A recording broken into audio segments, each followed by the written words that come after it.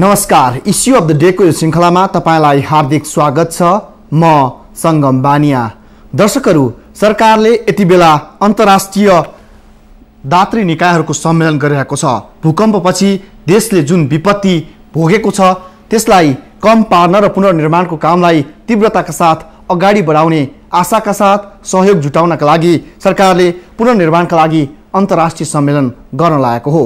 राष्ट्रिय योजना आयोगले देशको पुनर्निर्माणका लागि भूकम्पले पुर्याएको क्षतिबाट क्षतिग्रस्त भएका भौतिक संरचनाहरूको पुनर्निर्माणका लागि 6 खर्ब 66 अर्ब रुपियाँ लाग्ने पहिलो अनुमान गरेको छ र यही अनुमानको आधारमा यी निकायहरूसँग नेपाल यसपटक हार गुहार गर्नेछन्।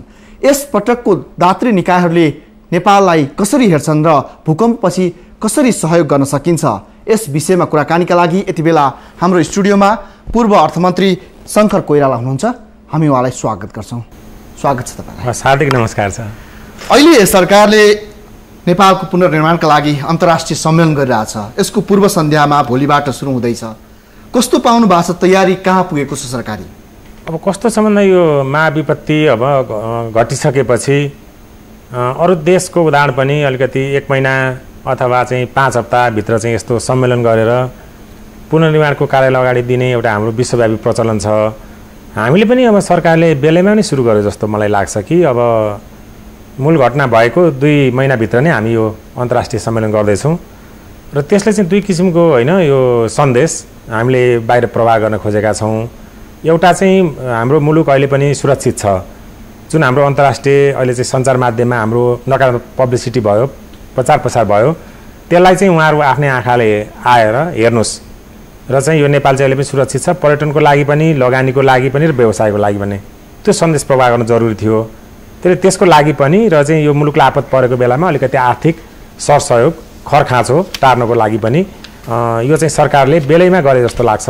त्यसले म त सरकारलाई धन्यवाद नै दिन चाहन्छु। तयारी कतिको हदसम्म पुरा भएको छ? अब भोलिबाट त 10 बजीबाट सुरु नै हुन्छ र सरकारले बनाउनु पर्ने तथ्याङ्कहरू, भूकम्पले, हाम्रो विनाशकारी भूकम्पले जुन क्षतिग्रस्त भएका भौतिक संरचनाहरू, व्यक्तिगत घरहरू, ऐतिहासिक धरोहरहरू, त्यसै गरी सरकारी कार्यालयहरू, विद्यालय भवनहरूको यो क्षतिको विवरण 6 खर्ब 66 अर्ब रुपियाँको निकालेको छ।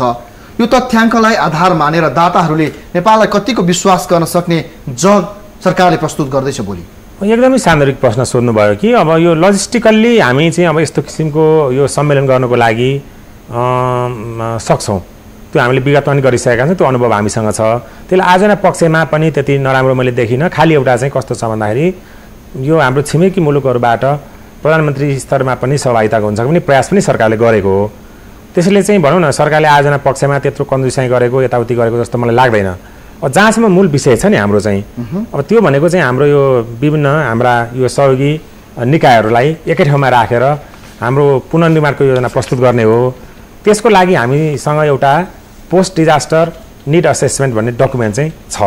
त्यो एउटा सुन्दर पक्ष चाहिँ त्यही नै हो कि नेपालकै निकाय राष्ट्रिय योजना आयोगको उपाध्यक्षले नेतृत्व गरेर नेपालमा भएका प्रमुख यो चाहिँ दात्री निकायका मानिसहरू संलग्न गरेर एउटै मात्रै साझा दस्तावेज उहाँले निकाल्नु भएको छ। हुन त त्यो हतारमा गरिएको हुनाले त्यसले सही अङ्क दिन्छ दिँदैन त्यो आफ्नै ठाउँमा छ। तर पनि प्रारम्भिक हाम्रो चाहिँ अनुमान एउटा आकलन चाहिँ हामीसँग छ र त्यो यहाँले भने जस्तो हाम्रो चाहिँ 666 अर्बको नोक्सान भएको र करिब हामीसँग चाहिँ 700 अर्ब जति हामीलाई चाहिने भन्ने चाहिँ प्रारम्भिक आकलन छ। त्यो दस्तावेज चाहिँ भोलिको बैठकमा पेश गर्नको लागि मेरो विचारले एउटा आधार भूमिको रूपमा काम गर्न सक्छ जस्तो मलाई लाग्छ। जस्तो विषयगत रूपमै हेर्ने हो भने कृषिमा 28 अर्ब 36 करोड होइन, यसै गरी अरू सञ्चार अनि पूर्वाधार, त्यसै गरी सम्पदा, शिक्षा, विद्युत, वन, वातावरण, वित्तीय क्षेत्र, जनसङ्ख्या, घर बस्ती, मानव उद्योग, व्यापार, सिंचाई, पर्यटन लगायतका जुन रूपमा सरकारले छुट्याएको छ मन्त्रालयगत रूपमा यति चाहिन्छ हामीलाई भनेर, हजुर, यो दाताहरूले पत्याउन सक्ने आधार चाहिँ के छ? अथवा दाताहरूका लागि यो पत्याउन सक्ने जग हो कि होइन? त्यो चाहिँ हो, एउटा आधार हो कि दाताहरूले पनि उनीहरू समेत बसेर तयार गरेको एउटा दस्तावेज भएको हुनाले उनीहरूले टेक्ने अथवा नेपाल सरकारले माग्ने एउटा मूल आधार चाहिँ हाम्रो त्यही नै हो। र त्यसमा चाहिँ हामीले क्षेत्रगत हिसाबले छुट्याइदिएको छ। 21वटा क्षेत्रहरूमा हाम्रो कति चाहिँ ड्यामेज भयो, कति लस भयो र हामीलाई कति चाहिन्छ त्यसको एउटा प्रारम्भिक आकलन भएको हुनाले सरकार र दाताहरू चाहिँ यो फिगरमा टेकेर भोलि अगाडि बढ्न सक्छन्। उनीहरूले यसैलाई मात्रै आधार मानेर भोलि त प्रतिबद्धता आउने हो नि। भोलिको बैठकमै दाताहरू पैसाको बिटो लिएर त यहाँ आएर हामीलाई ह्यान्डओभर गर्ने त होइन। भोलि त एउटा प्रतिबद्धता आउने हो, यो किसिमको पहिलो सम्मेलन हो। त्यसले चाहिँ भोलि उनीहरू कुन क्षेत्रमा आउन चाहन्छन्, त्यो क्षेत्रमा हाम्रो चाहिँ प्राथमिकता के छ, उनीहरूको अभिरुचि के छ र त्यसमा उनीहरूले कति हाल्न सक्छन्, नेपाल सरकार कति हाल्न सक्छन्, त्यो कुरा चाहिँ यसपछि सुरु हुन्छ। जस्तो वैशाख 12 मा विनाशकारी भूकम्प गयो, त्यसपछि भारत, चीन, जापान लगायत सम्पूर्ण छिमेकी मुलुकहरू अमेरिकासम्मको प्रतिबद्धता आएको थियो कि नेपाललाई हामी यति करोड खर्च गर्छौँ, यति करोड सहयोग गर्छौँ, यति प्रतिबद्धता गर्छौँ भनेर जुन वचनबद्धता आएको थियो, त्यही वचनबद्धतालाई यो सम्मेलनले सार्थकता दिन्छ अथवा त्योभन्दा यो छुट्टै हो? होइन, त्यतिखेर तत्काल भूकम्प पछि आएको जुन अब प्रतिबद्धताहरू र सहयोगहरू छ त्यो चाहिँ तत्कालीन राहतको लागि हो, त्यो खोजको लागि थियो, त्यो उद्धारको लागि थियो र तत्कालीन राहत वितरणको लागि थियो। तत्काल उहाँहरूले गर्नुभयो। अब अहिले हामीले खोजेको चाहिँ त्यो चरण पार भइसकेपछि अब यो पुनर्निर्माण र पुनर्स्थापनाको लागि हो। त्यसले पहिले आएको कुरा सिद्धियो, पहिलेको हिसाब किताब छुट्टै नै हुन्छ। यसको चाहिँ हिसाब किताब अब सरकारको जुन हाम्रो चाहिँ होइन एउटा निर्धारित च्यानल छ नि त, सरकारी संयन्त्र मार्फत यहाँ आउँछ। यो चाहिँ पुनर्निर्माण र यो चाहिँ पुनर्व्यवस्थापनको लागि, पुनर्वासको लागि मात्रै खर्च गरिन्छ। जस्तो यसपटक तपाईँले भन्नुभयो कि ती भइसकेका प्रतिबद्धताहरू आए, कति व्यवहारमा कार्यान्वयन भएनन्, कति आएनन्, ती एक ठाउँमा छँदैछन्। अहिले पनि सरकारले एकद्वार प्रणालीबाट पुनर्निर्माणका लागि प्राधिकरण प्रधानमन्त्रीकै नेतृत्वमा बनायो। अब यसका लागि बनाउनु पर्ने कानुनहरू बिस्तारै अगाडि बढेका छन्, प्राधिकरणको एउटा धारणा आएको छ। अब प्रधानमन्त्रीकै नेतृत्वमा यो पुनर्निर्माणको काम अगाडि बढ्न सक्दैन भन्ने एकाथरी विश्लेषकहरूको आकलन गरिरहेका छन्। एकाथरी अर्थमन्त्रीहरू, एकाथरी अर्थविदहरूले यो प्रक्षेपण गरिरहेछन् कि सरकारले प्रधानमन्त्री कति ठाउँमा अध्यक्ष छन्, कति संस्थाका प्रतिनिधित्व गर्छन् र फेरि यो प्राधिकरण पनि प्रधानमन्त्रीलाई जिम्मेवारी दिने भने त्यो नि राजनीतिक भागवण्डा अनुसार राजनीतिमा फेरि रुमलिन्छ र विकास निर्माणको काम हामीले 3 वर्ष भनेका छौँ, त्यो 3 वर्षमा पुरा हुँदैन भन्ने आशंका अलिक बढी जोडतोडका साथ उठाएको छन्। दाताहरूको अथवा अन्तर्राष्ट्रिय सम्मेलनमा आउने जो छिमेकी मुलुकहरू जो ठाउँबाट प्रतिनिधित्व गर्छन् उनीहरूको चासो चाहिँ कतिको केमा पाउनु भएको छ? होइन, उनीहरूको मैले चाहिँ कस्तो देखेको छु भन्दा यो बहुपक्षीय र द्विपक्षीय होइन हाम्रो दाताहरूको हामीप्रति सहानुभूति छ, समर्थन छ। तर उनीहरूले चाहिँ हामीलाई एउटा प्रश्न सधैँभरि सोध्छन् कि हामीले दिएको रकमको सही सदुपयोग गर्ने क्षमता तिमीहरूसँग छ कि छैन, तिमीहरूले आफूले भनेको समयमा आफूले भनेको काम गर्न सक्छौ कि सक्दैनौ, त्यो क्षमतामाथि शङ्का छ भन्ने एउटा प्रश्न उनीहरूले गरिराख्छन् जहिले पनि। त्यसले त्यो प्रश्नको उत्तर दिनको लागि सरकारले यसपटक हाम्रा जुन राज्यका अरू संयन्त्रहरू छन् नि त, हामीसँग मन्त्रालय छ, विभागहरू छन्, हाम्रो लाइन एजेन्सीहरू चाहिँ तल अब जिल्ला स्तरसम्म छन्, कुनै कुनै त हाम्रो चाहिँ वडा स्तरसम्म पनि छन्। तिनीहरू माथि मात्रै भर पऱ्यो भने दाताहरूले हामीलाई पत्याउँदैनन् कि हिजो पनि तिमीले गर्न सकेनौ। आजकै अवस्थामा हेर्दा पनि त सरकारको वार्षिक बजेटमा राखेको पुँजीगत खर्च अहिले 10 महिना बितिसक्दा पनि हामी चाहिँ जम्मा 40% मात्रै खर्च गर्न सक्छौँ भने उनीहरूले हामीलाई प्रश्न गर्ने भए। त्यसैले चाहिँ हामीले एउटा यस्तो संयन्त्र बनाऊँ जुन चुस्त दुरुस्त होस्, अलिकति उच्च स्तरीय पनि होस्, प्रधानमन्त्रीकै मातहतमा होस्, प्रधानमन्त्रीको अधिकार पनि त्यसले प्रयोग गरोस्, अप्ठ्यारो परेको कुराहरू त्यसले त्यहाँ तत्काल निर्णय गरेर चाहिँ छुट्याउन पनि सकोस् र चाहिँ साँच्चै नै हाम्रो लाइन एजेन्सीहरूलाई त्यसले चाहिँ परिचालन गर्न सकेर यो काम समयमै सम्पन्न होस्। टाइम बााउन्ड जुन हाम्रो एक्सन प्लान छ त्यसलाई अगाडि बढाउनको लागि यो उच्च स्तरीय संयन्त्रको परिकल्पना गरिएको हो। अब पाकिस्तानमा पनि यस्तै किसिमको चाहिँ हुँदाखेरि यस्तै संयन्त्र बनाइएको थियो, त्यो पनि प्रधानमन्त्री त्यतिखेर मुशरफ हुनुहुन्थ्यो, मुशरफकै संयन्त्र अझ संयन्त्र बनाइएको थियो, त्यो इफेक्टिभ भयो। 2 वर्षमा उनीहरूले सबै भत्किया घरहरू बनाए। तपाईँले अलिकति उदाहरण दिनुभयो हाइटीको, त्यसपछि गुजरातको दिनुभयो, अथवा इन्डोनेसियाको हेर्ने हो भने, अथवा सिचुवान, चीनको सिचुवान प्रान्तको हेर्ने हो भने अन्तर्राष्ट्रिय अनुभवहरूले के देखाउँछ कि त्यहाँ उच्च स्तरीय व्यक्तिकै नेतृत्वमा सम्पूर्ण संयन्त्रहरू परिचालन भएका थिए र त्यसले समयमै सकिएको थियो। खास गरी भनौँ न गुजरातको उदाहरण, पाकिस्तानको उदाहरण र सिचुवान प्रान्त चीनको उदाहरण चाहिँ सराहनीय छ कि त्यो बेला उच्च स्तरीय संयन्त्र भएको हुनाले उनीहरूले 2 वर्षभित्र नै यो पुनर्निर्माणको काम र पुनर्वासको काम चाहिँ सम्पन्न गरेका थिए। र यस्तो आपद विपदको बेलामा उच्च स्तरीय एउटा चाहिँ यो संयोजन संयन्त्र राख्नु मेरो विचारले राम्रै हुन्छ जस्तो लाग्छ। मूल कुरो चाहिँ यहाँनिर अहिले हाम्रो राजनीतिक हिसाबले अलिकति विवादमा आएको भनेको चाहिँ त्यसको कार्यान्वयन गर्न सक्ने कुरामा राजनीतिले प्रभाव पार्छ कि पार्दैन भन्ने कुरा चाहिँ मुख्य हो। अहिलेको सरकारको अब चाहिँ नेतृत्व गर्ने मान्छेले राखेको अब प्रमुख कार्यकारी अधिकृत चाहिँ भोलि अर्को सरकारको लागि पाच्य नहुन सक्छ र त्यो चाहिँ कुनै पनि समयमा आफ्नो पदबाट चाहिँ सेवानिवृत्त हुन सक्ने किसिमको राखिएको हुनाले त्यो अस्थिर भयो भन्ने कुरो गरिएको हो। त्यसले माथि उच्च स्तरीय संयन्त्रमा प्रधानमन्त्रीले नेतृत्व गरेकामा अरू मन्त्रीहरू अरू राजनीतिक दलका होइन नेतृत्वहरू रहनु स्वाभाविक हो। त्यो एउटा नीति निर्धारण के छ भने व्यवस्था तपाईँले भन्नुभयो प्रधानमन्त्री आयो, राजनैतिक नियुक्तिहरूमा जबरजस्त निकालिन्छ, कोही काम गर्न सकोस् नसकोस् त्यसको मूल्याङ्कन हुँदैन र उसले कति काम गरेको छ छैन त्यसलाई दण्ड सजाय पनि हुँदैन।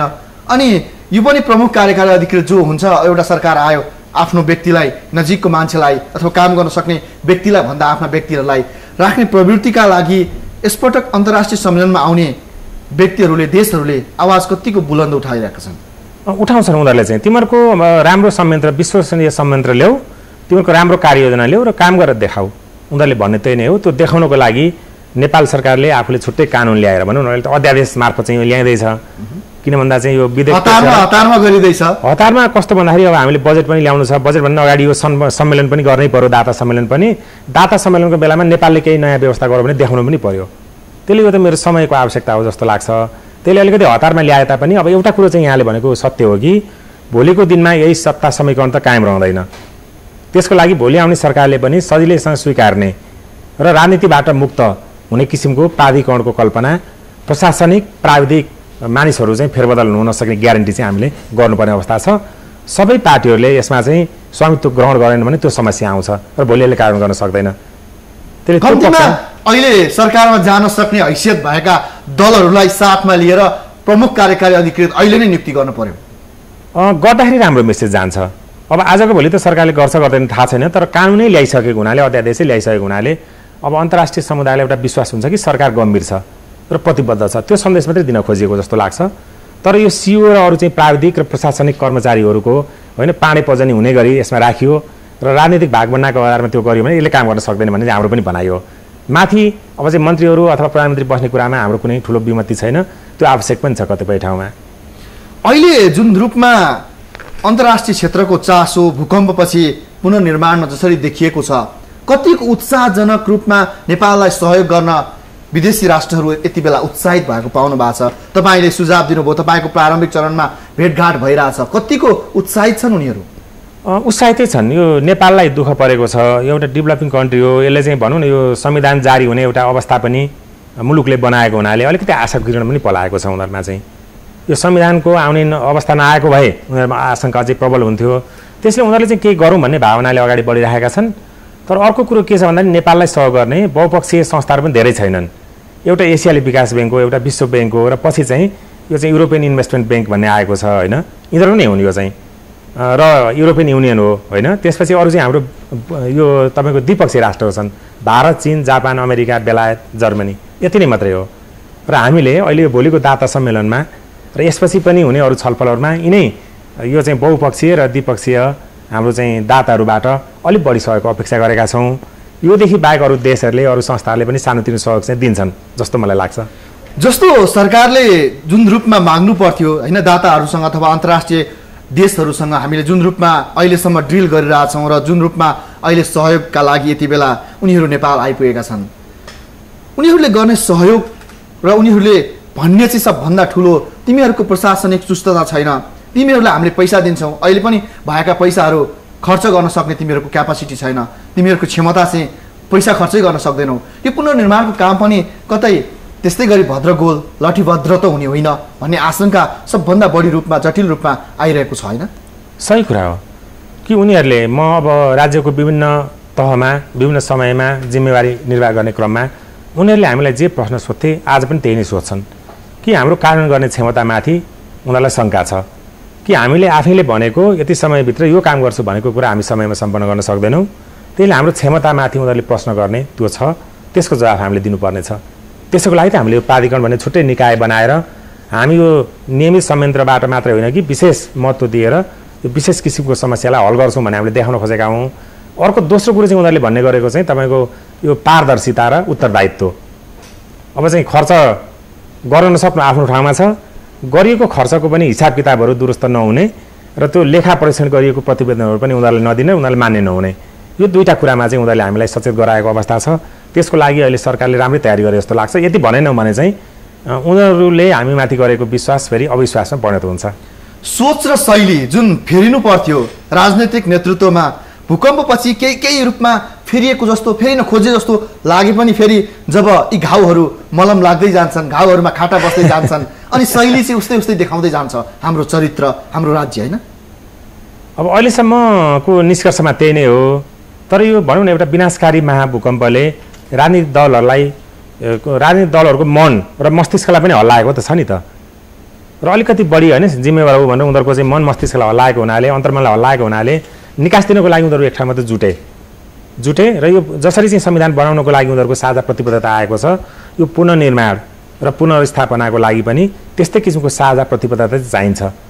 त्यसको लागि मेरो प्रार्थना छ कि उनीहरू सबै एकै ठाउँमा आउनुहोस्। सकिन्छ सबै दलहरू, नसके प्रमुख 4 दलहरू 5 दलहरू त एकै ठाउँमा बस्नै पर्छ र त्यसो तब मात्रै यो स्वामित्व लिन्छ, तब मात्रै अगाडि बढ्छ भन्ने मेरो धारणा छ।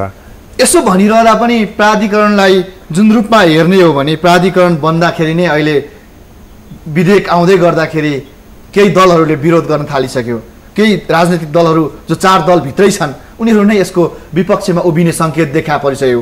यो अवस्थाका बीच यस्तो जुन पुनर्निर्माण, जुन मस्तिष्क हल्लाउने भूकम्पले जुन हल्लाइदिएको थियो, यो पनि गर्न सकेन सरकारले, अथवा ती जो 4 दल संविधान निर्माणमा एक रफ्तारले अगाडि बढिरहेका थिए यिनीहरूलाई पनि सङ्कट अथवा विश्वासमा लिन नसकेको हो? मलाई पनि त्यस्तै लाग्छ। यो लिनु पर्थ्यो, लिनलाई ढिलो भयो। हुन त आज साँझ पनि प्रयास गरिएला, भोलि बिहान पनि गरिएला, त्यो अर्कै कुरा हो। भोलि बिहान 8 बजे त उद्घाटनै हुन्छ, तर चाहिँ यो ढिलो भएको हो। हिजो चाहिँ प्रधानमन्त्रीले सबै पूर्व प्रधानमन्त्रीहरूसँग सल्लाह गर्नु भन्ने न्युज त आयो, तर चाहिँ सबै पार्टीका यो चाहिँ नेताहरूसँग, नेतृत्व गणसँग बसेर जसै 16 बुँदे एउटा डिल भएको थियो, यो चाहिँ हाम्रो जुन पिडिया नै हामीले तयार गरेका छौँ त्यसमा, र भोलि हुने जुन हाम्रो चाहिँ यो अन्तर्राष्ट्रिय सम्मेलन छ त्यसको आउटकममाथि चाहिँ स्वामित्व लिनु पर्थ्यो। त्यसको लागि अलिकति ढिलो भयो जस्तो मलाई लाग्छ। अब यसरी हेर्ने हो भने दाताहरूले हामीमाथि 2टा प्रश्न उठाउँछन् जहिले पनि। एउटा, खर्च गर्न सकेन, खर्च गरेको कुरा पारदर्शी भएन, र यहाँ अर्को प्रश्न उठाउनु पर्ने बेला के आएको छ भने दाताहरूले पनि हामीलाई जति भन्छन् त्यति पनि दिँदैनन्। जति प्रतिबद्धता आज भोलि गरेर जालन, होइन, भोलिको जुन सम्मेलनमा गरेर जालन त्यति पनि नआउन सक्छ। अनि त्यसमाथि हाम्रो जुन आँकडा 6 खर्ब 66 अर्बको आँकडा छ, अथवा यो भने 7 खर्बको हाराहारीको जुन आँकडा छ, यसमा सहयोग आउने जुट्ने चाहिँ यो अन्तर्राष्ट्रिय सम्मेलनले कतिको पारदर्शी बनाउन सक्छ, कतिको यो यसमा सहयोगको लागि बास्केटमा रकम जम्मा गर्न सक्छ जस्तो लाग्छ? मेरो विचारले एउटा चाहिँ राम्रै सुरुवात हुन्छ जस्तो लाग्छ। जुन हाम्रो अपेक्षा छ नि अहिले 7 खर्ब जतिको, त्यो सबै त जुट्छ भन्ने मलाई लाग्दैन। तर चाहिँ हाम्रो जुन अघि मैले नाम लिएका हाम्रा मुख्य बहुपक्षीय दात्री निकायहरू छन्, विशेष गरी विश्व ब्याङ्क र एसियाली विकास ब्याङ्क र युरोपियन इन्भेस्टमेन्ट ब्याङ्क, त्यसपछि युरोपियन युनियन, यिनीहरूले चाहिँ अलिकति राम्रै साइजेबल एमाउन्टको सहयोग चाहिँ दिन्छन् भन्ने मलाई लाग्छ। अब उनीहरूले चाहिँ यो भोलि नै घोषणा गर्ने भनेको उनीहरूले गोप्यको हिसाबले राखेका छन्, तर तयारी चाहिँ निकायहरूले पहिलेदेखि नै गरेका हुन् कि वर्ल्ड ब्याङ्क र हाम्रो चाहिँ एसियाली विकास ब्याङ्क हाम्रो पुराना यो चाहिँ यो दात्री निकायहरू हुन् र यिनीहरूले राम्रै दिन्छन् भन्ने मलाई विश्वास छ। र त्योदेखि बाहेक अरू चाहिँ हाम्रो जब हामी द्विपक्षीय मुलुकतर्फ प्रवेश गर्छौँ, भारत र चीनबाट उल्लेखनीय रूपले आउँछ जस्तो मलाई लाग्छ। र त्यसमा थपथाप चाहिँ अमेरिका, जापान र जर्मनीबाट आउन सक्ने सम्भावना मैले बढी देखिराखेको छु। 7 खर्ब हामीलाई करिब चाहिएको छ। यो अन्तर्राष्ट्रिय सम्मेलनमा नेपालले कतिसम्मको प्रतिबद्धता अङ्कमा पाउला जस्तो तपाईँले प्रक्षेपण गर्नुभएको छ? अङ्कमै त म गइसकेको छैन, होइन। अब त्यसको चाहिँ मलाई लाग्छ प्रतिबद्धता चाहिँ अब 1/3 आइदियो भने पनि धेरै ठुलो हुन्छ जस्तो मलाई लाग्छ। 50% आयो भने त धेरै विघ्न नै ठुलो भइगयो, होइन। तर चाहिँ अब केही प्रतिबद्धता अवश्य पनि आउँछ। हामीले सबै दाताहरूलाई यो काम चाहिँ तिम्रो मात्रै जिम्मा ल्याऊ पनि भनेका छैनौँ। त्यसमा चाहिँ हामीले सक्ने हामी आफू गर्छौँ, नगर्नेमा तिम्रो थपथाप गर भनेका छौँ, र त्यो अप्सन हामीले खुला राखेका छौँ। अहिले हामी माग्ने जस्तो चाहिँ यो चाहिँ होइन, यो विभिन्न किसिमका माग्ने भाँडहरू लगेर हामी उसको अगाडि तेर्स्याउँदैनौँ। यो प्रस्ताव पेश गरेको हामीले चाहिँ त्यसले उसको सुविधा, उसको प्राथमिकता, उसको क्षमता अनुसार जे दिन्छन् त्यसमा हाम्रो पनि राखेर यसलाई अगाडि बढाउने भन्ने हाम्रो यो चाहिँ योजना हो। सरकार त्यही हिसाबले अगाडि प्रस्तुत भएको छ। उनीहरूको क्षमता जे हो, उनीहरूको अभिरुचि जे हो, जति सक्छन् त्यो हिसाबले मात्रै हो। हामी माग्नेको हिसाबले प्रस्तुत भइरहेका छैनौँ कि यो चाहिँ एउटा सहयोगी हातहरू अगाडि बढाउनको लागि हामीले अनुरोध गरेका हौँ। 7 खर्ब मध्ये 3.5 खर्ब आउला भन्ने तपाईँको अनुमान? 50% आयो भने? 50% आयो भने म त्यसलाई चाहिँ 100%को होइन उपलब्धि मान्छु। तर चाहिँ 1/3 आयो भने पनि हामीले चाहिँ त्यसमा सन्तोषै मान्नुपर्छ जस्तो मलाई लाग्छ। त्यसो भए योबाट ठुलो आशा र अपेक्षा गर्न सकिन्न? 1/3 मात्रै हो? होइन, सबै दाताहरूबाट यो पैसा आउँछ भने हामीले गर्न लागेकै होइन। हामीले जनताहरूलाई बुझाउन सकेकै छैन, त्यो होइन। तिमीले सकेको गर, हाम्रो चाहिँ जुन होस्टे छ त्यसमा चाहिँ हैसे गर मात्रै भनेर हामीले भनेका हौँ। गर्नुपर्छ, नेपालले नै गर्नुपर्छ। अन्ततगत हामीले नै हो। यसमा म्याचिङ फन्डको रूपमा एउटा सहयोगी होइन फन्डको रूपमा उनीहरूले यो दिन लागेका हुन्। हामीले त्यसलाई आफ्नो पनि स्रोत साधन मिसाएर उपयोगी ढङ्गले कार्यान्वयन गर्ने मात्रै हो। अहिले अर्को विषय प्रमुख भएर आएको छ। जति पनि रकमहरू प्रतिबद्धता गरिन्छ, अहिले प्रतिबद्धता गरिन्छ र आउने चरणमा ती कमी आउँछन् भन्दैछन्। यस्तो अवस्थाका बीच पनि यो रकमलाई अनुदानमा लिने कि ऋणमा लिने अर्को प्रश्न छ कि अब हामीले यो रकमहरू जुन आउँछ 1/3 आओस् अथवा 50% आओस्, यो रकमलाई अनुदानमा लिनुपर्छ कि ऋणमा लिनुपर्छ? सबै हुन्छ, यो चाहिँ मिक्स हुन्छ, कम्बिनेसन हुन्छ कि अब हाम्रो सरकारको पहिलो प्राथमिकता त के हो, अब हामी चाहिँ यो विकासशील देश भएको हुनाले हामीलाई चाहिँ अनुदान नै दियोस् भन्ने हाम्रो पहिलो अनुरोध छ। तर कस्तो छ, बहुपक्षीय देश यो निकायहरूको पनि त नीति छ नि त आफ्नो। अब विश्व ब्याङ्कले पनि हामीलाई अनुदान दिँदैन, अहिले खालि चाहिँ कन्सेसनल लोन मात्रै दिने हो, सहुलियतपूर्ण ऋण मात्रै दिन्छ। उसले चाहिँ 40-50 वर्षको लागि दिन्छ, 1% अथवा 0.75% ब्याजमा दिन्छ, अनुदानै दिँदैन। एसियाली विकास ब्याङ्क त्यसले पनि यो चाहिँ अनुदान पाउने मुलुकको सूचीबाट नेपाललाई हटाइसक्यो। अब यी संस्थाहरूबाट हामीले अनुदान होइन पाउन सक्ने सम्भावना कम छ। तर हाम्रो अनुरोध छ त्योदेखि बाहेक अरू चाहिँ जुन हाम्रो यो द्विपक्षीय हाम्रा दात्री मुलुकहरू छन् त्यहाँबाट चाहिँ हामी अधिकतम अनुदान ल्याउने प्रयासमा छौँ र विश्व ब्याङ्क र यो एसियाली विकास ब्याङ्कलाई पनि हामी चाहिँ अनुदानको लागि अहिले प्रयास गरिरहेको अवस्था छ। प्राकृतिक रूपले नै हाम्रो चाहिँ प्राथमिक हिसाबले भन्ने हो भने हाम्रो चाहिँ मूल चाहना भनेको त अनुदान नै हो। पहिलो अनुदान हो, त्यसपछि मात्रै सहुलियतपूर्ण ऋण हो र हामी कमर्सियल लोनमा हामी जाँदैनौँ। यसमा बढी ब्याज तिरेर अरू चाहिँ ब्याङ्कबाट लिने जस्तो पलिबाट लिने जस्तो हामी त्यतातिर जाँदैनौँ। हाम्रो पहिलो प्राथमिकता चाहिँ अनुदानै हो, त्यो चाहिँ पछि फिर्ता गर्न नपरोस्। र दोस्रो चाहिँ कन्सेसनल लोन सहुलियतपूर्ण ऋण जुन चाहिँ 40-50 वर्षको लागि हुन्छ र थोरै ब्याजमा पाइन्छ, हामीले त्यो खोजेका हौँ। त्यसमा हामी प्रष्ट छौँ।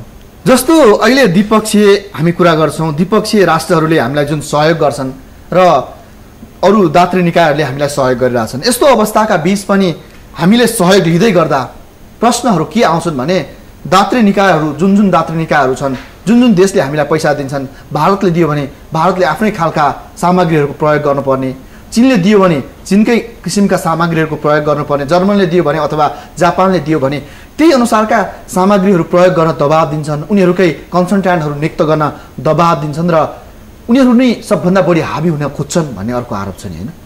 सत्य कुरा हो यो। हामीले अहिलेसम्म जे जति चाहिँ यो अनुदान र सहुलियतपूर्ण ऋणहरू ल्याउँ यो चाहिँ सशर्त ल्याउँ कि यो चाहिँ दाताहरूको शर्त जहिले पनि हाबी भयो र त्यसको चाहिँ परिणति के भयो भन्दाखेरि यहाँ उनीहरूले दिएको पैसाको अधिकांश प्रतिशत कहिलेकाहीँ चाहिँ आधी कहिलेकाहीँ चाहिँ त्योभन्दा बढी पनि फर्केर उतै जाने भयो। परामर्श सेवा भनौँ अथवा चाहिँ अरू ट्राभल कस्ट भनौँ होइन, उनीहरू आउने जाने बस्ने खाने यस्ता खर्चहरूले गर्दाखेरि धेरै फर्केर गयो। र यही चाहिँ यो पाठ सिकेर यही सरकारले मेरो पालामा पनि हामीले ड्राफ्ट तयार गरेका थियौँ कि यो नयाँ वैदेशिक सहायता नीति आएको छ, त्यसले चाहिँ अब यस्तो कुराहरू हामी लिँदैनौँ भन्ने एउटा चाहिँ खाका कोरेको छ। र अहिले चाहिँ हामी यही जुन वैदेशिक सहायता नीति 2071 छ त्यसैको मातहतमा यो सहायता परिचालन गर्ने भनेका छौँ। त्यसमा चाहिँ अब पहिले जस्तो उनीहरूले आफ्नो शर्त राख्न चाहँदैन, हामीले शर्त राखेका छौँ। अहिले हामीलाई कन्सेसनल लोन दिन्छौँ भने $1 करोड भन्दा घटी हामी लिँदैनौँ। परामर्श सेवामा तिमीले दिन्छौ भने नेपालमा नपाइने हो भने हामी लिन्छौँ, नभए लिँदैनौँ। गाडी तिमीले दिन्छौ भने हामी लिँदैनौँ। यो ट्राभल कस्टहरू कमभन्दा कम हुनुपर्छ, यस्तो किसिमको कुराहरू राखेर अहिले हाम्रो एउटा राष्ट्रिय नीति आएको हुनाले मूलत हामी त्यही राष्ट्रिय नीति अनुसार नै निर्देशित हुन्छौँ। अब त्यस्तो यो ट्रेन चाहिँ अलिकति क्रमशः घट्दै जान्छ भन्ने मेरो विश्वास छ। होइन, विपत्तिका बेला त झन् हेर्न आउन चाहने अथवा यहाँ आएर यसो घुमाउन त भन्न चाहने दात्री निकायहरूका लाइन एजेन्सीहरू जो एनजिओ आइएनजिओहरू छन् यहाँ काम गरिरहेका, उनीहरूले भनिरहेछन् यति बेला हामीलाई यो एकद्वार प्रणाली सरकारले जुन लागू गरेको छ त्यो मान्य हुने छैन। अब उनीहरूले ती राष्ट्रहरू मार्फत आफ्ना लाइन एजेन्सीहरू मार्फत आइएनजिओ एनजिओहरूका आवाजहरूलाई सरकारसम्म लैजानका लागि अथवा आफ्ना त्यहाँ रहेका घोषित अघोषित स्वार्थहरू पुरा गर्नका लागि त सबभन्दा बढी अनुकूल समय यसैलाई ठानिरहेछन् नि, होइन? त्यो त सही कुरा हो, हाम्रो चाहिँ विगतको अभ्यास पनि त्यही नै हो। तर यसपल्ट चाहिँ सरकारले त्यो विषयमा के भनेको छ भन्दाखेरि हाम्रो वैदेशिक सहायता नीतिमा लेखिएको कुरामा हामी त्यसै अनुसार अगाडि बढ्छौँ भनेको हुनाले अहिले हाम्रा शर्तहरू नै यसमा चाहिँ होइन हाबी हुने म देख्छु, पहिलो कुरो। दोस्रो चाहिँ अब जहाँसम्म अरू चाहिँ यो हाम्रो आइएनजिओ र एनजिओको कुराहरू छ, अन्तर्राष्ट्रिय गैर सरकारी संस्थाहरूको, त्यसको संलग्नता यो हाम्रो सम्मेलनमा अहिले छैन। हुन त अस्ति राहतको चरणमा त्यस्ता सङ्घ संस्थाले धेरै सेवा पुर्याए नेपालमा। सरकारले पहिले चाहिँ अलिकति कन्ट्रोल पनि गर्यो र पछि चाहिँ खुला पनि छोडिदियो। त्यतिखेरको चाहिँ एकद्वार गर्नु हुँदैन थियो। त्यो मानवीय सहायता चाहिने बेलामा शत्रु मित्र जसले दिए पनि हामीले लिएर राहतमा पुर्याउनु पर्थ्यो। त्यतिखेर सरकारले अलिकति कमी कमजोरी गर्यो जस्तो मलाई लाग्छ। तर अब पुनर्निर्माण र पुनर्स्थापनको लागि आउने हरेक पैसा सरकार मार्फतै जान्छ। त्यो चाहिँ एकद्वारै भने एकद्वारै सही, एकद्वार मार्फतै जान्छ। सरकारको चाहिँ भनौँ न यो चाहिँ निर्धारित अब चाहिँ संयन्त्र मार्फतै त्यसलाई चाहिँ खर्च हुन्छ, हामी त्यही अनुसार अगाडि बढ्ने हो। दाताहरू आउन बस्न चाहन्छन् व्यवस्थापनमा बसुन्, हेर्न चाहन्छन् हेरुन्, खर्चको हिसाब लिन चाहन्छन् लिउन्, लेखा परीक्षणको रिपोर्ट उनीहरूले खोजुन्, हामी त्यो उपलब्ध गराइदिन्छौँ। तर मूल भनौँ न यो ड्राइभरको सिटमा चाहिँ यसपल्ट सरकारै बस्छ, प्यासेन्जरको सिटमा मात्रै हामीले दातालाई राख्छौँ र उनीहरूको सहयोग चाहिँ हामी लिन्छौँ। जस्तो प्यासेन्जरको सिट भनियो, तर प्यासेन्जरको सिटसम्म पुर्याउनका लागि ती देशका सम्बन्धित देशहरूका एनजिओ आइएनजिओहरू यहाँ क्रियाशील छन्। जस्तो अमेरिकाको, जर्मनको, विभिन्न देशको आफ्नै विकास नियोगहरू यहाँ छ र कुनै न कुनै रूपले उनीहरू त्यसबाट गाइडेड छन् अथवा निर्देशित छन् अथवा यहाँबाट उनीहरूले सल्लाह देलान्, सुझाव देलान्, त्यहाँ आउने व्यक्तिहरूलाई पनि कुनै रूपमा प्रभाव पार्लान्। अनि दाता सम्मेलनले अथवा यो जुन अन्तर्राष्ट्रिय सम्मेलनले दिन खोजेको सन्देशमा फेरि सरकारमाथि नै प्रश्न चिन्ह उठाउने अनि एनजिओ आइएनजिओहरूको स्वार्थपूर्ति नहुँदाखेरि एनजिओ आइएनजिओहरूले आफ्नो किसिमले गर्न खोजेका कामहरूलाई सरकारले जुन एकद्वार प्रणालीमा ल्याउने कोसिस गरिरहेछ, त्यसबाट हाम्रै देशका नियोगहरू छन् त्यसबाटै बनाउन त। जस्तो सिन्धुपाल्चोकमा एउटा हामी गाउँ बनाइदिन्छौँ भन्न चाहने कतिले छन्, कतिले गोर्खातिर आफ्नो देखाएका छन्, चीनले आफ्नै क्षेत्र रसुवा सिन्धुपाल्चोकतिर आफ्नो इन्ट्रेस्ट देखाएको छ। दाताहरू पनि आफ्नो क्षेत्रमा अलि बढी उत्साहित भएर जान सक्ने अथवा जान चाहने र के देखियो भने यतिसम्म कि हामीले बनाएको ठाउँ होस् भन्ने चाहनासम्म अभिव्यक्त भइरहेको छ यो अवस्थामा। हो, सही कुरा हो। यसमा चाहिँ अब यो भोलि हुने सम्मेलनमा चाहिँ हामीले जुन हाम्रो अफिसियल डेभलपमेन्ट होइन असिस्टेन्स हाम्रो आधिकारिक सहायताको पक्षलाई मात्रै समावेश गरेका छौँ, त्यसमा हामीले आइएनजिओ एनजिओलाई समावेश गर्न सकेका छैनौँ। त्यो पक्ष पनि हामीले बिर्सिनु हुँदैन। यहाँले जुन भन्नुभयो त्यो पक्ष हामीले बिर्सिनु हुँदैन, उहाँहरूबाट पनि सहयोग हुन्छ। दुई चारवटा आइएनजिओ एनजिओको कामप्रति केही आशंका होला, हामी त्यसलाई चाहिँ व्यवस्थित गर्छौँ।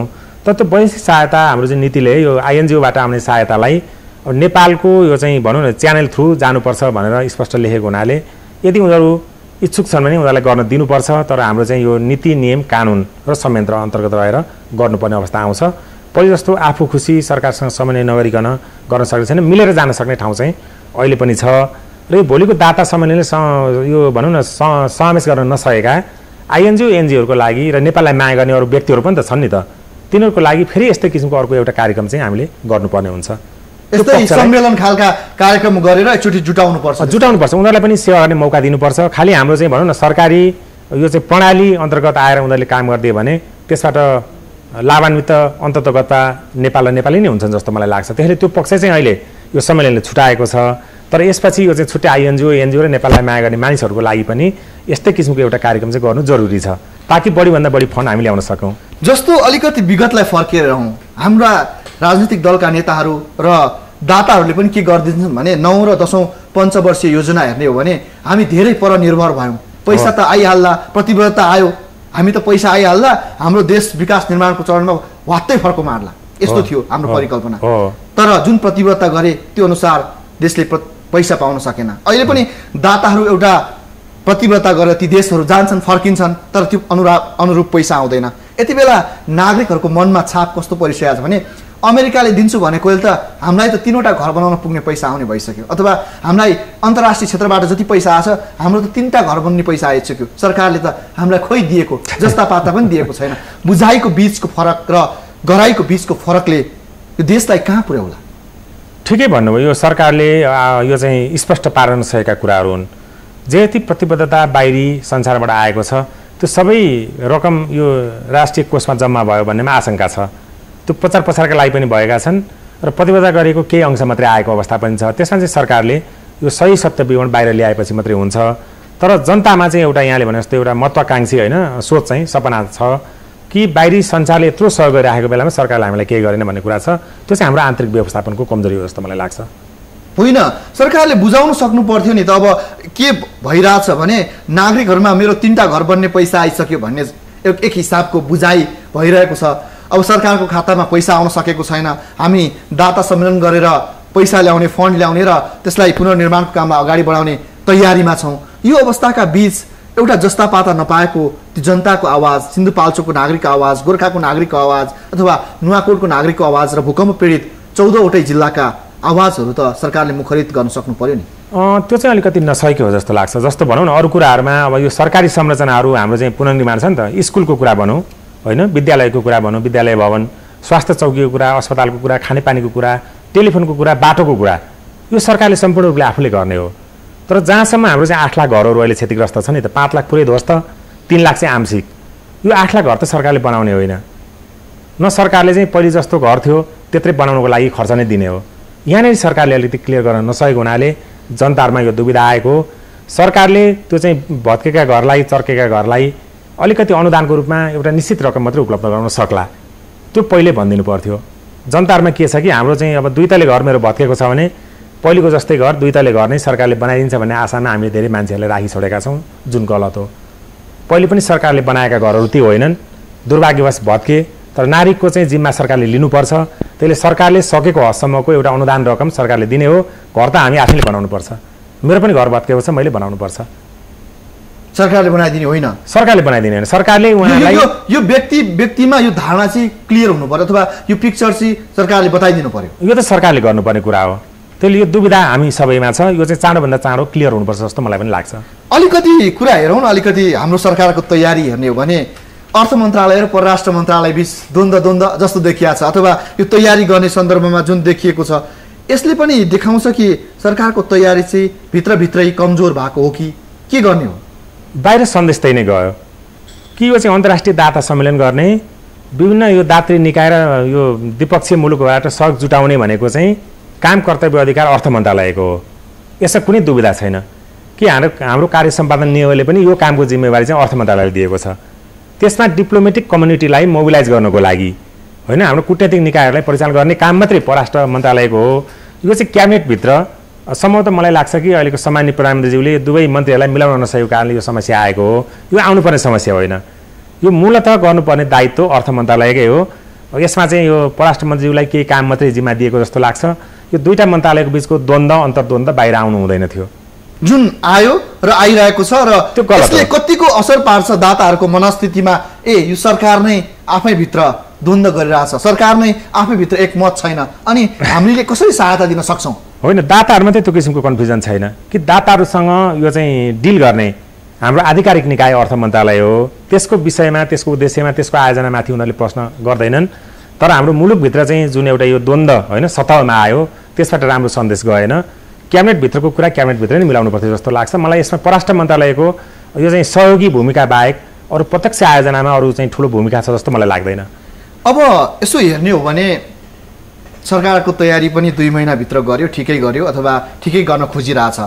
र यति बेला भारतका परराष्ट्र मन्त्री, त्यसै गरी चीनका परराष्ट्र मन्त्री स्तरबाट जुन प्रतिनिधित्व भइरहेछ, त्योभन्दा माथिल्लो स्तरमा हामी प्रधानमन्त्री स्तरमा किन जान सकेनौँ जस्तो लागिरहेछ?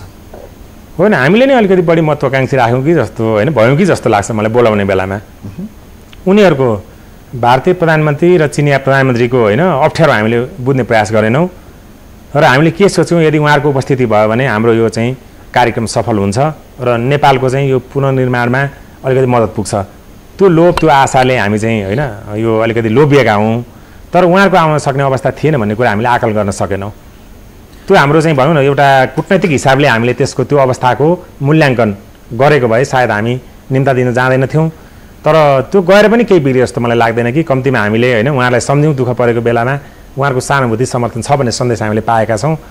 त्यति धेरै अप्रसन्न म छैन। ल्याउन सकेको भए राम्रो हुन्थ्यो, हाम्रो राष्ट्रिय गर्वको कुरा हुन्थ्यो। ल्याउन नसक्दा पनि हामीले त्यस्तो बेखुसी हुनुपर्ने कुरा छैन। उहाँहरूको मन, उहाँहरूको सहानुभूति, उहाँहरूको समर्थन हामीप्रति छ। अब 3 वर्षभित्र हामी पुनर्निर्माणलाई सम्पन्न गर्ने भनिरहेछौँ। त्यस अनुसारको पुनर्निर्माणको काम कसरी अगाडि बढाउनु पर्छ भन्ने सोच तपाईँलाई आइरहेछ, र पुनर्निर्माणको गति चाहिँ कुन स्पिडमा अगाडि बढ्नुपर्छ, कसरी गर्नुपर्छ जस्तो लाग्छ तपाईँ? होइन, 3 वर्ष जुन कार्ययोजना ल्याएको छ, 3 वर्ष कार्ययोजना एउटा ठिकै हो जस्तो लाग्छ। अरू देशले त 2 वर्षमै सिद्ध्याए। मैले भने नि, गुजरातमा 2 वर्षमा सकियो, सिचुवामा 2 वर्षमा सिद्धियो, पाकिस्तानमा 2 वर्षमा सिद्धियो। हामी 2 वर्षमै गर्छौँ भनेर भन्न सक्ने अवस्था त हामी छैनौँ। त्यो पत्याउँदा पनि पत्याउँदैन। त्यसले 3 वर्ष कार्ययोजना मलाई ठिकै लागेको छ। तर हामी अलिकति इमान्दारितापूर्वक र राज्यका सबै संयन्त्रलाई परिचालन गर्न सक्ने गरी अगाडि बढ्यौँ भने, र सबैभन्दा महत्त्वपूर्ण कुरो चाहिँ राजनीतिक नेतृत्व अलिकति दह्रो भइदियो, खुट्टो टेक्ने भइदियो, दह्रो भइदियो र स्थिर भइदियो भने यो सम्भव छ। त्यसले मूलतः यो राजनीतिक इच्छा शक्तिमा भर पर्छ। त्यो प्रधानमन्त्री चाहिँ म यो भनौँ न त्यति 3 वर्ष रहने हुनु पर्यो र यो चाहिँ म कार्य गरेर देखाउँछु भन्ने एउटा इच्छा शक्ति प्रधानमन्त्रीमा आयो भने यो असम्भव कुरा होइन। यो अलिकति फर्केर हेरौँ, अहिले वितरण गरिएका त्रिपाल र टेन्टको जुन विषय सार्वजनिक लेखा समितिमा छ, अनि जुन विषयमा भ्रष्टाचार भयो भनेर हामी आवाज उठाइरहेका छौँ र यस्तो सम्मको अवस्थामा दाता सम्मेलन हुँदैछ अनि हामी 3 वर्षभित्र सम्पूर्ण पुनर्निर्माणका कामहरू सक्ने योजनाका साथ अगाडि बढिरहेछौँ। त्रिपाल र टेन्ट खरिद गर्दामा त हाम्रो नेतृत्वले रियाल चुहाएको छ भने अब यत्रो पुनर्निर्माणको काममा साँच्चै इमान्दार होला? हुनैपर्छ। यो अब अहिलेको घटना जुन घट्यो होइन, हामीलाई पनि पढ्दा सुन्दा हेर्दाखेरि साह्रै नरमाइलो लागेको छ। यो हुनुपर्ने घटना होइन। यो एउटा यो निर्वाचित सरकार, त्यो पनि होइन 2/3 बहुमत कमान्ड गर्ने अब चाहिँ पार्टीहरूले चलाएको सरकारका नाम चलेका छवियुक्त मन्त्रीहरूबाट त्यस्तो होला भन्ने म कल्पना गर्न सक्दिनँ। त्यसले त्यो पक्ष त्यही नै छ, त्यो सम्बन्धित निकायले त्यो हेर्ला नै। तर अबको कुरामा त हामीले विश्वासमा लिनै पर्छ र अब चाहिँ दाताहरूले पनि चाहिँ हामीसँगै बसेर काम गर्छन् कि व्यवस्थापनमा खर्च गराइमा उनीहरू पनि हामीसँगै भएको हुनाले र त्यसको हिसाब किताब चाहिँ हामीले जनतालाई पनि उनीहरूलाई पनि दिनुपर्ने भएको हुनाले अबको अवस्था त्यति सहज नहोला भने जस्तो लाग्छ। यो चाहिँ किनभने हामी प्लान गरेर गरिरहेका छौँ नि त। अस्ति राहतको काम उद्धारको काम चाहिँ हामीले प्लान गरेर गर्न पाएनौँ। होइन, त्यस्तो काममा जो राहतका लागि एउटा त्रिपाल खोजिरहेको नागरिकलाई, एउटा टेन्ट खोजिरहेको नागरिकलाई दिन नसक्ने सरकार, त्यसमा पनि भ्रष्टाचार भयो भनेर आरोप उठाइरहनु पर्ने अथवा त्यसमा पनि यत्रो आरोप प्रत्यारोप गरिरहनु पर्ने अवस्थाका बीच कसरी सम्भव होला यो यत्रो ठुलो पुनर्निर्माणको काममा? त्यही त म भन्छु, यदि चाहिँ राजनीतिक इच्छा शक्ति छ र त्यो प्रधानमन्त्रीले गर्न चाहनुभयो भने यो योजना पनि कार्यान्वयन हुन्छ र त्यहाँ चाहिँ भ्रष्टाचारको कुरा पनि मौलाउँछ जस्तो मलाई लाग्दैन। यसमा चाहिँ दातृपक्षले पनि हेरेका हुन्छन्, नागरिक समाजले पनि हेर्छ र चाहिँ यो मिडियाले पनि हेर्ने भएको हुनाले अबको अवस्था त्यति सहज जस्तो मलाई लाग्दैन। मूल कुरो हाम्रो कार्यान्वयनको हो र इमान्दारिताको हो र राजनीतिक एउटा दृढ शक्ति, इच्छा शक्तिको हो जस्तो मलाई लाग्छ। यतिको कम्बिनेसन मिल्यो भने हामीले त्यसमा धेरै चिन्ता लिनु पर्दैन। होइन, देखिसकेको छ केही उदाहरणहरू र उदाहरणहरूले हामीलाई फेरि घचघचाइरहेको छ, झकझकाइरहेको छ। कतै हामी फेरि हाम्रो मानसिकता त्यही भ्रष्टाचार, त्यही अनियमितताको तर्फ गइरहेको छैन? होइन, अहिले बनाउने जुन प्राधिकरणको परिकल्पना हामीले गरेका छौँ त्यहाँ बसेर भ्रष्टाचारको कुरा सम्भव होला जस्तो मलाई लाग्दैन। त्यसले मलाई भ्रष्टाचारको डर छैन, कार्यान्वयनमा हामी चाहिँ अलिकति सुस्त हुन्छौँ कि भन्ने मात्रै डर छ। अब जुन पृष्ठभूमिमा अन्तर्राष्ट्रिय सम्मेलन हुन गइरहेको छ, यो पृष्ठभूमिमा हेर्ने हो भने यसलाई सार्थक बनाउनु र देशलाई माग्ने नबनाउनु नै सबभन्दा ठुलो दायित्व हामीमा छ। त्यसका लागि सरकारले गर्नुपर्ने अनि दात्री निकायले गर्नुपर्ने सुझावहरू चाहिँ बुदागत रूपमा शङ्कर कोइरालाले दिनु पर्यो भने के हुन्छ? होइन, म त के भन्छु, एउटा चाहिँ जुन यो सम्मेलन गरिएको छ त्यो आफैमा एउटा उपलब्धिमूलक छ कि नेपालको नकारात्मक प्रचार अहिले यति भएको छ अन्तर्राष्ट्रिय जगतमा कि नेपालमा कोही पनि मानिसहरू होइन आफ्नो घरमा बस्दैनन्, हिँडुल गर्न सक्ने अवस्थामा छैनन्, सबै ध्वस्त छ भन्ने मेसेज गएको छ नि त। त्यो बेलामा 2 महिनाभित्र नै हामीले यति उच्च स्तरका मान्छे संसारभरिबाट ल्याएर यस्तो ठुलो कार्यक्रम गर्नु, यो आफैमा ठुलो एउटा चाहिँ सकारात्मक सन्देश प्रवाह गर्ने चाहिँ घटना हो जस्तो मलाई लाग्छ कि पर्यटकहरू पनि आउन थाल्छन् बोल्दैदेखि, अलिअलि व्यापारी पनि आउन थाल्छन् र लगानीकर्ता पनि आउन थाल्छन्। त्यो भनौँ न कन्फिडेन्स बिल्डिङको प्रोसेस यहाँबाट सुरु हुन्छ एउटा। त्यसले त्यो राम्रै गरौँ। अब बाँकी चाहिँ जुन हाम्रो अब चाहिँ अभिष्ट छ नि त, यो मुलुकहरूबाट अलिकति सहयोग होस् भन्ने कुरामा अब जहाँ हाम्रो जुन चाहिँ एउटा प्रस्ताव छ, पिडिएनए डकुमेन्ट छ, त्यसलाई हामीले राम्ररी बुझाउन सक्नु पर्यो र कहाँ हाम्रो चाहिँ सामर्थ्य छ, कहाँ नेपाल सरकारले चाहिँ गर्न सक्छ त्यो छुट्याइदिनु पर्यो र उनीहरूको प्राथमिकता के छ त्यसमा चाहिँ हामीले स्पष्टसँग राखिदिन सक्यौँ भने उहाँहरूबाट आउने प्रतिबद्धता आउँछ जस्तो लाग्छ। हामीले धेरै महत्त्वाकांक्षी भएर 100% सबै काम नै विदेशीले गर्छन् भनेर चाहिँ भन्नु हुँदैन, तर चाहिँ केही सहायताको लागि उनीहरूको प्राथमिकता प्राप्त क्षेत्रमा उनीहरूलाई तान्न सक्ने अवस्था म देख्छु। उनीहरूलाई चाहिँ हाम्रो कार्यान्वयन गर्न सक्ने क्षमता छ भने पनि देखाउँ, पारदर्शिता पनि कायम राख्छौँ भने हामी देखाउँ, हामी उत्तरदायी छौँ भने देखाउँ र तिमीहरू चाहन्छौ भने यो म्यानेजमेन्ट टिममा तिमीहरू पनि आऊ भनौँ, उहाँहरूलाई पनि राखौँ र उहाँहरूले इच्छा गरेको क्षेत्रमा हामी यसपछि चाहिँ टेक्निकल लेभलको डिस्कसनमा गयौँ भने बल्ल मात्रै त्यो सार्थक हुन्छ जस्तो मलाई लाग्छ। कस्ता कस्ता क्षेत्रमा यिनीहरूको चासो देखिएको छ? तपाईँ त त्यो राज्य संयन्त्रका हरेक निकायमा बसेर माथि आउनुभएको व्यक्ति हो, कस्ता कस्ता ठाउँमा कस्ता कस्ता दाताहरूको चासो देख्नुहुन्छ? होइन, धेरैले चाहिँ अब कस्तो छ भन्दा यो हाम्रो निजी घरहरूको विषयमा अब सरकारले नै आफैले बोल्नुपर्ने कुरा छ, जुन भत्केको चर्केको घरहरूको विषयमा। तर चाहिँ उहाँहरूको चाहिँ कस्तो छ, खास गरी यो शिक्षा क्षेत्रमा हाम्रो चाहिँ भनौँ विद्यालय भवनको निर्माण पुनर्निर्माणमा भयो, त्यसपछि अरू पूर्वाधारहरूमा, सडकमा, सञ्चारमा, खानेपानीमा, यस्तो कुराहरूमा चाहिँ उहाँहरूको अलिकति बढी होइन यो चासो भएको चाहिँ मैले देखेको छु र मूलत हामीले तान्नुपर्ने पनि त्यतितिर हो जस्तो लाग्छ। जुन हाम्रो निजी घरहरूको चाहिँ व्यवस्थापन छ र यो सरकारी घरहरूको व्यवस्थापनको कुरा छ र हेरिटेजहरूको कुरा छ, यसमा पनि उहाँहरूको चाहिँ आंशिक सहयोग हुन सक्छ जस्तो मलाई लाग्छ। त्यसले उहाँहरू पनि ओपन हुनुहुन्छ, हामी पनि ओपन छौँ। यसमा भोलि छलफल चाहिँ खुला दिलले गर्ने हो कि कि कुन क्षेत्र हामी कर गर्दैनौँ कि हामीलाई चाहिएको यो क्षेत्रमा यति यति हो, तिमीलाई कहाँनिर इन्ट्रेस्ट छ, तिमीहरू चाहिँ एउटा सेक्टर पिकअप गर र त्यसमा कति सहयोग गर्न सक्छौ गर, बास्केटमा राख्छौ, तिमीलाई स्वागत छ। हाम्रो होइन स्वाप एप्रोच छ, सेक्टर वाइज एप्रोच छ। अब इरिगेसन भनौँ भने इरिगेसन फन्डमा को आउन चाहन्छौँ यहाँ हाल्दै भने भयो, एजुकेसन फन्डमा कुन देशहरू कुन चाहिँ जातीय संस्था आउँछौ आऊ भनेर भन्न सक्नु पर्यो हामीले। त्यसले यो चाहिँ ओपन डिस्कसन हो। यसमा तिमीले यही गर्नुपर्छ भनेर हामी प्रस्ताव दिँदैनौँ, उनीहरूले पनि यही ल्याऊ भनेर भन्न सक्दैनन्। यो एउटा चाहिँ पहिलो प्रस्थान बिन्दु भएको हुनाले त्यो जुन पिडिएनए डकुमेन्ट हामीले बनाएका छौँ त्यसलाई हामीले प्रस्तावको रूपमा चाहिँ उहाँहरूसँग अगाडि सार्ने हो। त्यसमा उहाँहरूको प्राथमिकता, अभिरुचि र क्षमता के हो त्यो अनुसार उहाँहरूले चाहिँ कुरा अगाडि बढाउनुहुन्छ। र यो अगाडि बढाउने कुरो पनि अब भोलिको भोलि नै सबै टुङ्गो हुन्छ भन्ने होइन, भोलिपछि बल्ल सुरु हुन्छ जस्तो मलाई लाग्छ। त्यसले केही समय हामीले धैर्य गरौँ। नेपालको यो विपत्तिको बेलामा उहाँहरूबाट हामीलाई राम्रै सहयोग हुन्छ, बाँकी सहयोग हामीले हाम्रै आन्तरिक स्रोतबाट घरबाटै जुटाउनुपर्छ। भोलि निजी क्षेत्रलाई पनि हामीले तान्नुपर्छ, नेपाली नागरिकलाई पनि तान्नुपर्छ र यो एनआरएनलाई पनि तान्नुपर्छ, एनजिओ आइएनजिओ सबैलाई पनि तान्नुपर्छ। उहाँहरूको यो चाहिँ सबैले राखेको एउटा उसमा चाहिँ एक किसिमको होइन एउटा सहयोगको यो भनौँ न पक्ष मात्रै यो चाहिँ भोलि हामीले गर्ने कुरा हो, यो सम्पूर्ण चित्र होइन। अन्तिममा भनिदिनुहोस्, अब दाता सम्मेलनलाई सफल बनाउन, पुनर्निर्माणलाई अझै तदारुकताका साथ गति दिनका लागि यो जुन सम्मेलन भइरहेछ अन्तर्राष्ट्रिय पुनर्निर्माण सम्मेलन, यसले नेपाललाई कतिको सक्षम बनाउनका लागि अगाडि बढाउन सक्छ र आम नागरिकहरूलाई यसले कतिको उत्साहका साथ अब देश पुनर्निर्माण हुनसक्छ अनि विश्वमा हाम्रो छवि जुन अथवा काठमाडौँ भत्किएको छैन है भनेर देखाउनका लागि कतिको सार्थक हुनसक्छ? एकदमै राम्रो प्रश्न गर्नुभयो। सबभन्दा ठुलो उपलब्धि नै मैले यसरी नै हेरेको छु कि नेपाल अहिले ध्वस्त छ, त्यहाँ चाहिँ जानु हुँदैन भन्ने जुन किसिमको प्रचार प्रसार भएको छ, नेपाल एउटा सुरक्षित गन्तव्यस्थल हो भन्ने एउटा सन्देश यसले दिन्छ। नत्र त मानिसहरू यत्रो यो स्तरको मानिसहरू कसरी जम्मा हुन्थे त? त्यो सन्देश जाने भएकोले भोलि पर्यटन व्यवसाय अथवा व्यापारमा वृद्धि हुने मैले त्यो राम्रो सम्भावना देखेको छु। अर्को चाहिँ हामीलाई अब यो दुःख परेको बेलामा अलिकति सहयोग रकम पनि मोबिलाइज हुने भएको हुनाले हामीले यसमा अलिकति आशा गर्ने ठाउँ छ, किनकि हामीलाई चाहिने 7 खर्ब रुपियाँ सरकार एक्लैले घरभित्रबाट जुटाउन सक्दैन। हामीले जुटाउने भनेको चाहिँ आन्तरिक राजस्व परिचालन गरेर हो। त्यो राजस्व बढाउने अहिले चाहिँ समय पनि उपयुक्त छैन। करको दर पनि हामी बढाउन सक्दैनौँ, करको दायरा पनि बढाउन सक्दैनौँ।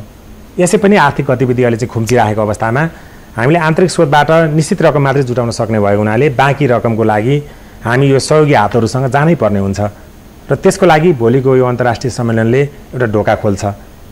हाम्रो जुन चाहिँ बास्केट छ त्यो बास्केटको बिर्को खोल्ने काम भोलिको चाहिँ सम्मेलनले गर्छ र त्यसपछि दाता र हामीसँगै बसेर यो हाम्रो जुन पुनर्निर्माणको पुनर्स्थापनाको कार्यक्रम छ र मुलुकको नवनिर्माणको योजना छ त्यो सँगसँगै हामीले अगाडि बढाउनुपर्छ जस्तो मलाई लाग्छ। हस्, आइदिनु भयो। समय र विचारको लागि धन्यवाद। हस्, हार्दिक धन्यवाद छ। दर्शकहरू, साँच्चै पनि पुनर्निर्माणका लागि यति बेला सहयोगी हातहरू, सहयोगी मनहरूको खाँचो छ, जो अन्तर्राष्ट्रिय सम्मेलन मार्फत देशले पुनर्निर्माणको ढोका खोल्ने कोसिस गरिरहेको छ। यस अवस्थाका बीच अन्तर्राष्ट्रिय रूपमा आएका पाहुनाहरूलाई देश बिग्रेको छैन, भूकम्पले नेपाल सत्यानाश भएको छैन भन्ने सन्देश पनि उत्तिकै जोडतोडका साथ दिन जरुरी छ। यो सँगै इस्यु अफ द डेको श्रृङ्खला यति नै। हामीलाई आजलाई बिदा दिनुहोस्। नमस्ते।